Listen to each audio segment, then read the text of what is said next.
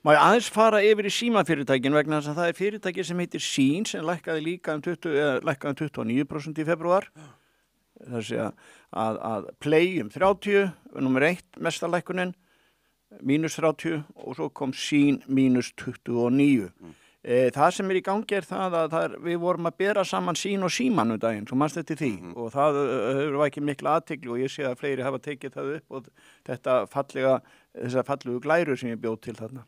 En það sem var þessi samaburður á starfsmönnum og tekjum per starfsmann og fleira, en það sem vekur athygli það að ef þú tekur markaðsvirðið, ef við förum bara inn í kaupöllina, erum ekki að skoða vinnuaflið eða tekjurnar en eitt, þetta bara hvað kostar þessi fyrirtæki ef við ætlum að kaupa þau.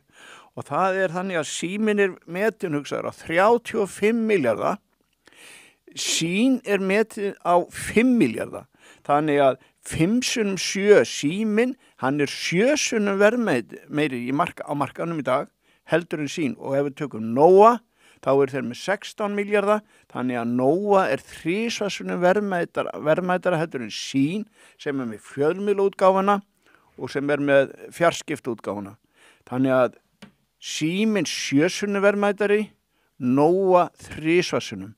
Þetta setur auðvitað mikla kröfu og mikinn þrýsting á hluthafa og eigendur og Símans. Já. Það hefur, við höfum farið yfir það hvað. Já, þannig að það mikil pressa, það mikil pressa þar og það ef við erum að tala, hann nú ekki með niðurskurðan hnífan Elon Musk, var hann ekki með einhverja vélsög sem að lyfti upp þarna? Það fekk hann lánaði hjá Miele í Mexíkó, í Argentínu. Já, hann lyfti inn þarna upp á einhverju sviði og það gerði allt vitlaust.